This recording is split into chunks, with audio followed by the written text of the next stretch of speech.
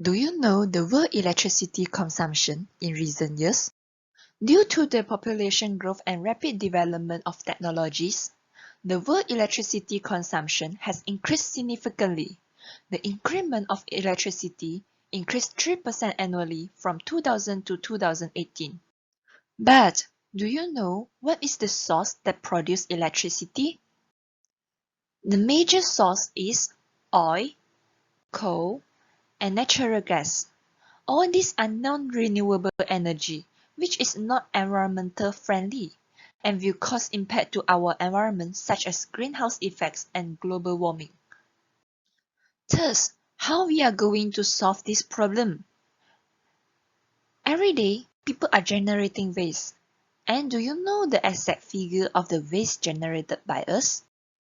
The waste generated per day in Malaysia is 38,412 tons, while agriculture produces 168 million tons of biomass annually. From this figure, we can know that oil palm has the biggest portion of the biomass produced compared to the other industry. This is because Malaysia is one of the biggest producers of oil palm. 5.64 million hectares of oil palm planted areas nationwide at the end of 2015, which is equal to about 23% of Malaysia's total land area. 1 hectare of oil palm plantation can produce about 50 to 70 tons of biomass residues. Hence, there is a huge amount of biomass which is generated from palm oil industry. Of the total output from the oil palm tree, about 10% is palm oil, while 90% is in the form of oil palm biomass, which has yet to be fully exploited. The example of the biomass from the palm oil is oil palm frond, fresh fruit bunch, oil palm trunk, empty fruit bunch, palm fruit, pulp, mesoscarp fiber, and palm kernel shell. And the targeted biomass in this project is palm kernel shell. Palm kernel shell is the shell fraction left after the nuts, which has been removed after the crunching in the palm oil mill. We just mentioned that there is a wide variety of palm oil biomass, but why we choose palm kernel shell as our targeted biomass in this project? This is because among the oil palm solid biomass, palm kernel shell contain the highest calorific value and the lowest moisture content. The main factors influencing the production of energy through biomass gasification are the calorific value and the moisture content of the feedstock used. The efficiency of fuel or food mainly depends on the calorific value. If the value is high, its efficiency will also be high. Whereas for the moisture content also affect the energy for drying. Low moisture content increases the efficiency of the processes by reducing the energy consumption in the drying process.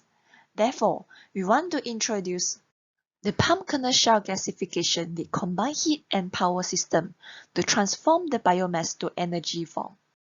And this is the machine that we use for small-scale power generation in our process. But there is a few problems in the palm kernel shell gasification. The physical and chemical reactions occur in the gasifier are complex, where a large number of chemical reactions are involved, which make it a multi-loop system with interaction. Moreover, the work conditions of the gasifier should be changed to satisfy the power demands, which influence the efficiency of the power generation units. So, the conventional control system for a gasifier is difficult. Thus, model predictive control is introduced. It is able to control multivariable system and handle constraints while optimizing predicted performance. But how to develop a model predictive control system? First, a steady-state model is built by using a software called Aspen, where all the conditions of the process in the real unit are inserted to simulate the process. Then, a dynamic model is built based on the steady-state model, where it mimics the dynamic of the real process. And lastly, a controller named Model Predictive Controller is built by using a software called MATLAB. Finally, the power output of this palm kernel shell gasification with combined heat and power system can be controlled at its maximum power output, which is 20 kilowatts. That's all for my presentation.